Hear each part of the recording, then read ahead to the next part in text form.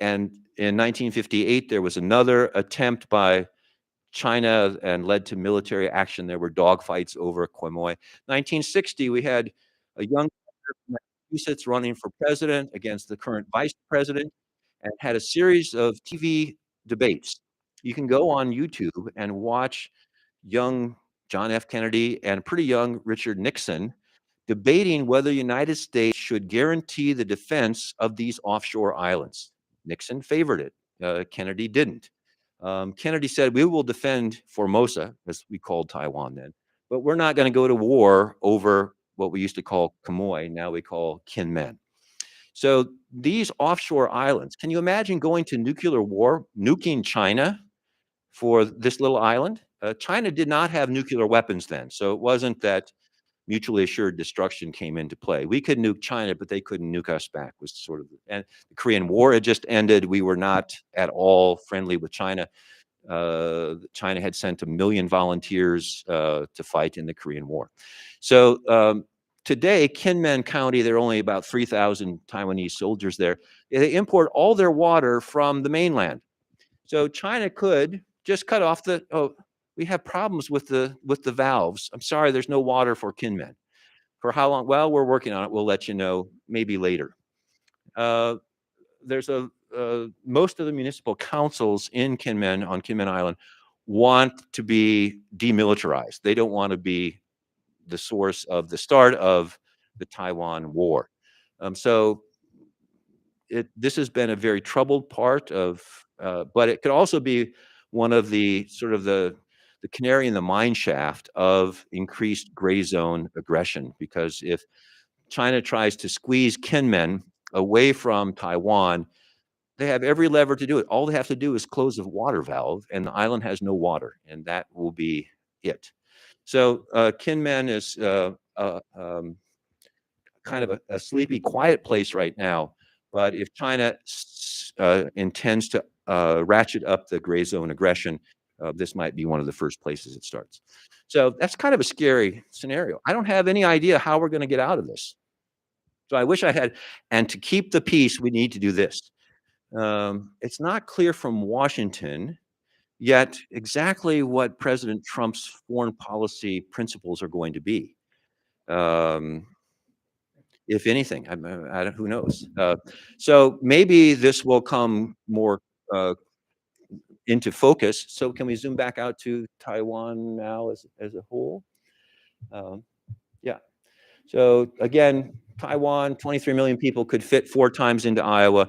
Also in the northwestern part of the island is a series of factories run by the Taiwan Semiconductor Manufacturing Company, TSMC. It makes 92% of the advanced microchips that the world consumes. All of our highest speed electronic equipment, AI, quantum computing, quantum mechanics, all depends on Taiwanese advanced microchips from one company in Taiwan. The Taiwanese say China can't possibly think to invade us. We have a silicon shield defending our country. Of course, Taiwan, or some Chinese may say, gosh, if we could just get our hands on that series of factories, we could control the future. Now, the United States probably wouldn't let that happen. If Taiwan either surrendered or was conquered, I would guess that those advanced microchip fabs won't be there. I think the United States would disable them somehow through cyber attack or other kinetic action. So this silicon shield may be giving false hope of security to the Taiwanese. So as your children and grandchildren move increasingly into AI, American AI generative large language models are going to be almost all, the brain power comes from Taiwanese semiconductors, these advanced microchips made by one company in Taiwan. So again, how that all plays in, very complicating factor. Trump has said, "Oh gosh, you've got all the best microchips, so TSMC agreed to build 2 big factories in Arizona. Those are gonna be really expensive and not as efficient as the ones in Taiwan. So there are lots and lots of really interesting and complex, interrelated dynamics that connect China, Taiwan, and the United States. So I have a lot of questions. I don't have any answers of how we're going to keep the peace or how we can get out of this mess that we're currently in. But the danger, going back to the Thucydides trap, Graham Allison said, war is more likely than not. Um, we will see. Hopefully, he was wrong. Many political scientists are frequently, and I say that from experience. No. But so we will see. From the Peloponnesian War to the Taiwan War, perhaps. Hopefully not. Uh, so lots of questions. Maybe you have some questions. I'd be glad to hear questions from. I'm supposed to hand the mic to you and then run up. Is one of those mics still on? Are you going to be the mic runner? I am the mic runner. Great. In the 70s, we heard about the Seventh Fleet patrolling the strait. What is the U.S. Navy's presence in that area now? Yeah, we've just recently changed our strategy from the aircraft carriers will come and rescue Taiwan to something called dispersed lethality. China has developed hypersonic missiles that could probably kill an aircraft carrier. Our air defense technology is unproven against China's hypersonic missiles, so probably they would stand off. They would not sail right up to Taiwan and launch attacks against the invasion fleet from Taiwan or from China to Taiwan. Okinawa is our main base in the area. It's 365 miles northeast of Taiwan, and we have about 29,000 troops on Okinawa. It's a Japanese island. We also have another big military base 1,700 miles southeast of Taiwan at Guam. We have about 6,000 U.S. troops in Guam, a few thousand less than Okinawa. So if China was going to launch an attack, one of the things they need to consider is, should we hit Okinawa and Guam in that first 2 days to make it impossible for America to come to Taiwan's rescue? So in the most extreme version of the Taiwan War, it wouldn't start with just a blitz on the island, but would also attempt to blind and cut off the hands of the Americans in Okinawa and Guam. And that would almost certainly lead to a long and very bad war. But that make it almost impossible for the U.S. to respond quickly to help isolate and trap that 50,000 man army that might be there after the first 2 days of amphibious assault.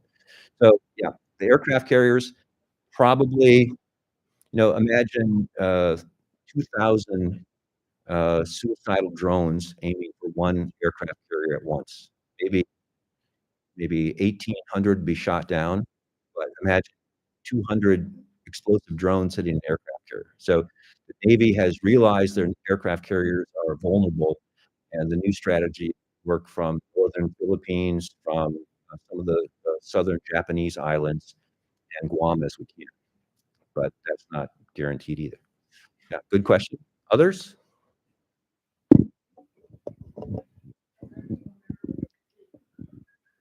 Yeah.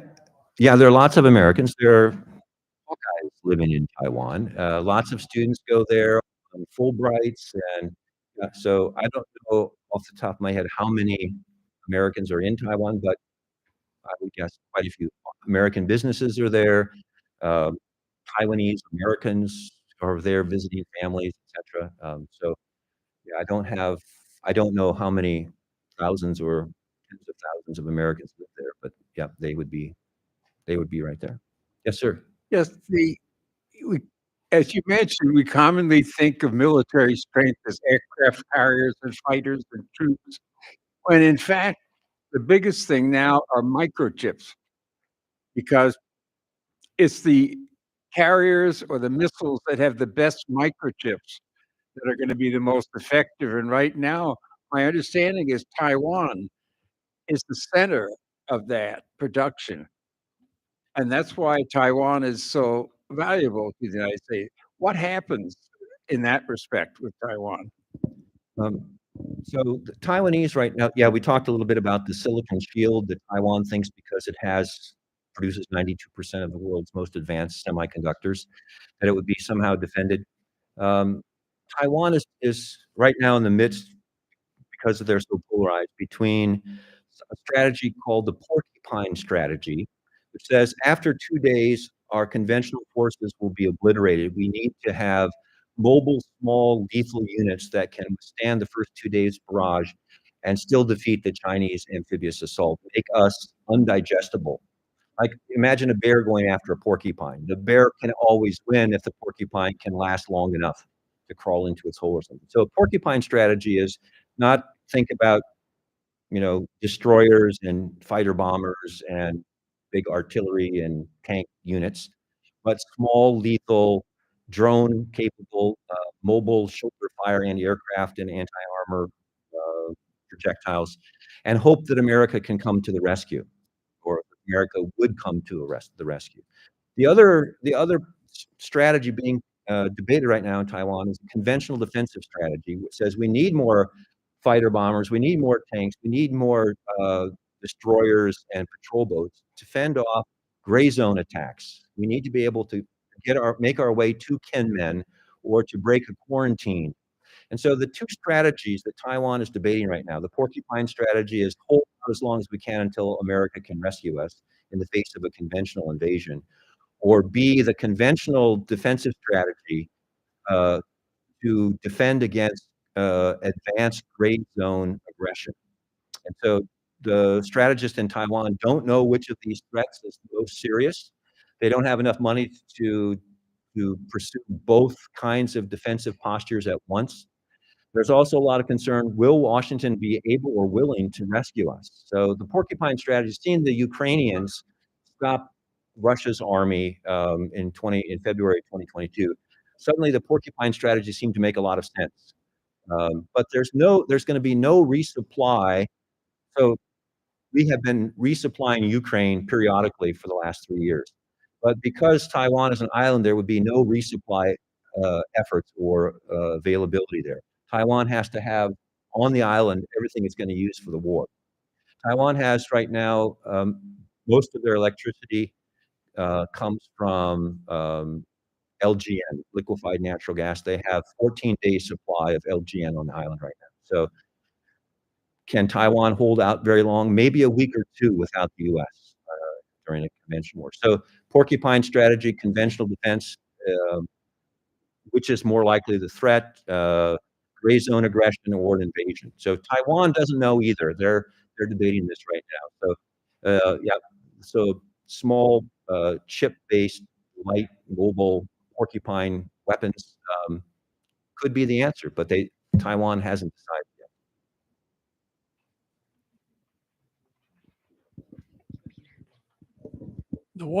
The war game scenario you described had American submarines in essence cutting off the 50,000 Chinese on Taiwan.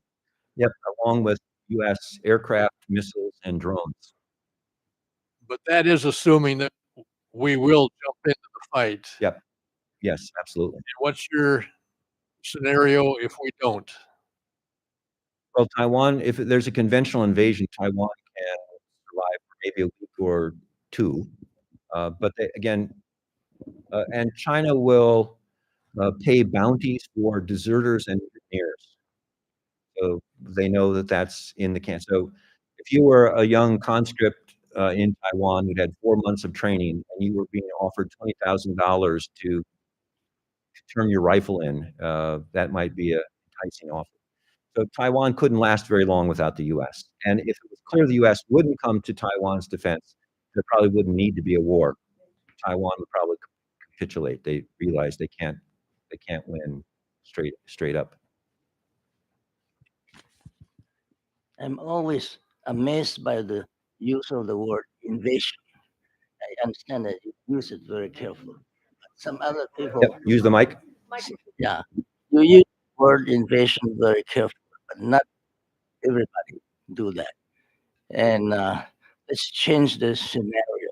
Let's say uh, the government in Taiwan is strong enough to conquer mainland China, and they want to unify China, which is also legitimate. Would you also call it invasion? Yes. Yeah. I So would call it China conquer. uses reunification. Yeah, Reunification. reunification. I'm Invasion an has a American different diplomat. context. I'm an American. I would call it invasion. I think for me, it has a different context. Yep, absolutely, and certainly understandable. Yeah, from the American selfish standpoint, Okay. it's okay. As you said, might is right. Well, we believe in democracy, human rights, rule of law. Um, those are principles as well. But certainly, people in China and people in Taiwan see the issue differently, and certainly people in America do as well. So thank you for that. Is North Korea in this picture at all? No, North Korea is not in this picture at all. North Korea, one of the strange aspects of this is if you think about where Seoul is in the Korean Peninsula, Seoul is just almost on the demilitarized zone. North Korea has 6,000 artillery tubes buried in cliffs within range of Seoul. And so on a moment's notice, there could be 6,000 artillery shells raining down on Seoul. If you can fire 1 round a minute for 1 hour, that would be 360,000 artillery shells hitting Seoul, Korea, with no defense possible.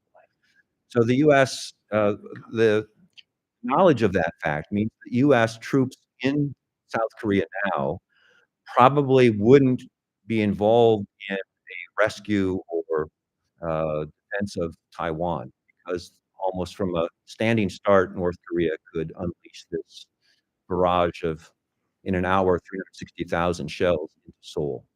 So it means that those 24,000 or however many troops we have in Korea now probably would not be available to work on the defense of Taiwan. Hi, Ambassador. Thank you so much for coming to speak to us. I am very interested in public perception affecting this potential Taiwan war. So you mentioned that of the powers of legitimacy, nationalism is one of them, and Xi Jinping might be focusing on broadening nationalism in China. And on the flip side, I'm curious because in the U.S. it seems the country is pretty divided, so nationalism may not be as strong.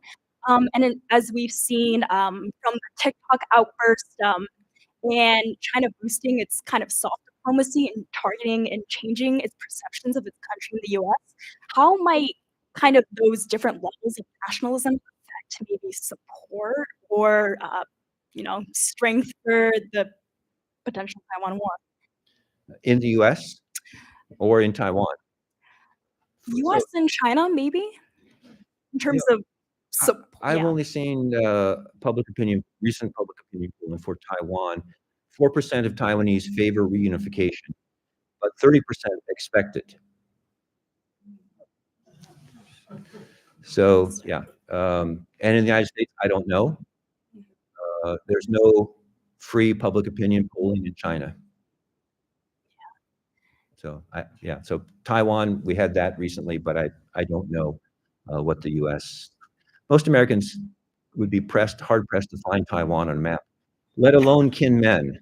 So I don't know. Good question. I don't know. And that might not have any effect on whether the US acts on this or not? Or? President Trump tends to make U.S. policy on Truth Social. And so what American public opinion is, or even what his cabinet advises him, may or may not have an impact. So President Trump wants to win the Nobel Peace Prize. That's one of his legacy goals. And so getting into a war with China over Taiwan may keep him from winning the Nobel Peace Prize. So it's hard to say. Thank you. Back to the question of defections or whatever else you might want to call them. It seems to me if we were 60 years ago, we'd be perhaps talking about the indigenous population of Taiwan. And I suspect that by today, it's no longer an issue. Can you just clarify that? About 2 or 3% of the population of 23 million in Taiwan are aboriginals, people that are like people who live in the Pacific and Southeast Asia. But the Han-Chinese population makes up a vast majority now of 23 million. 2 million nationalists came over in 1949, and they were dictatorship. They put down a popular uprising by the Taiwanese.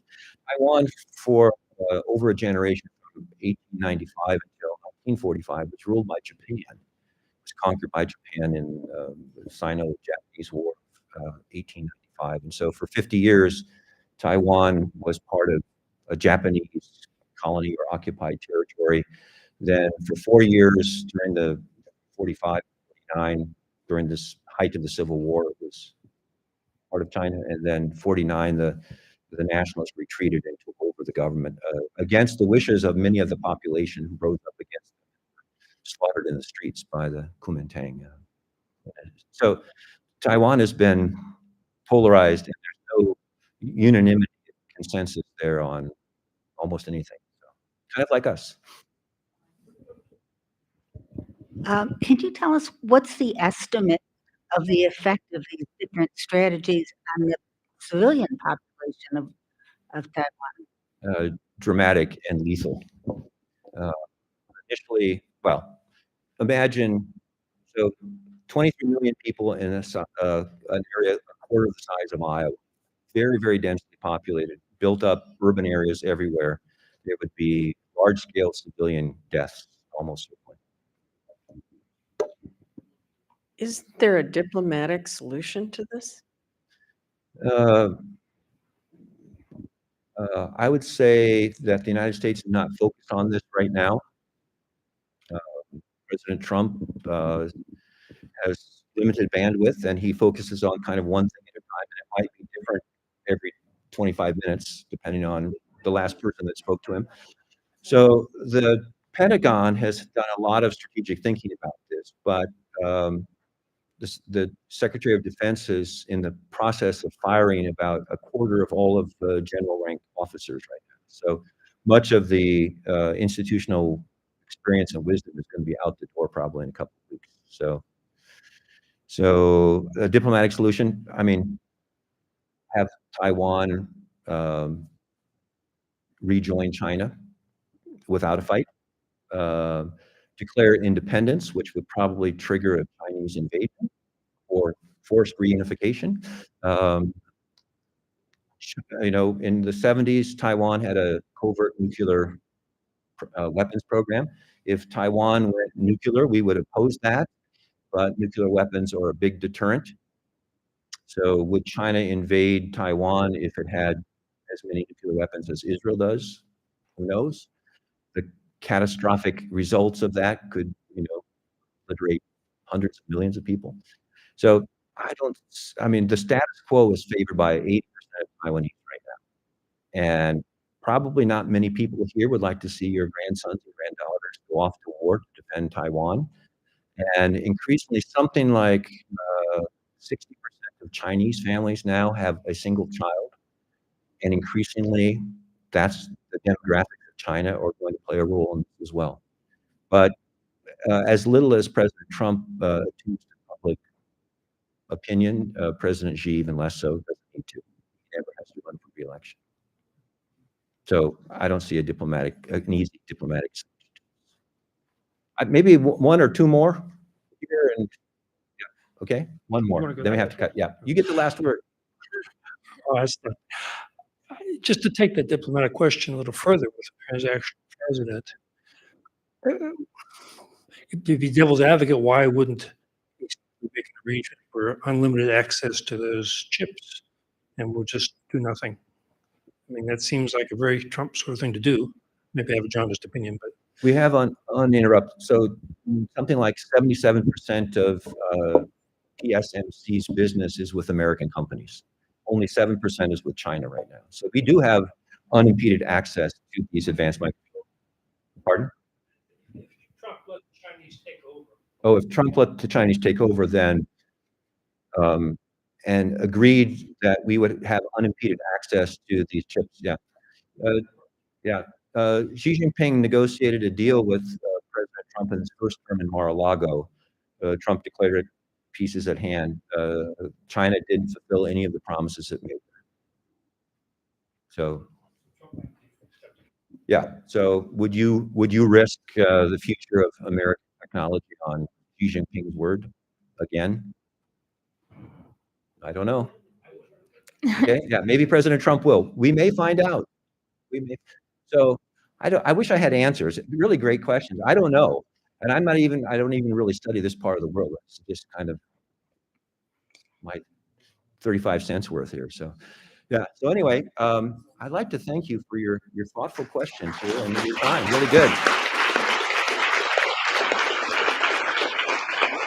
Ambassador McMullen will still be here after the program. I know some of you still have some questions, but we want to thank you again for joining us for this ICFRC program. We'll have another ICFRC Oaknoll program right in this room next year to make it easy for everyone. More information on that will be in the coming months. Thank you all for joining today's event. Thank you.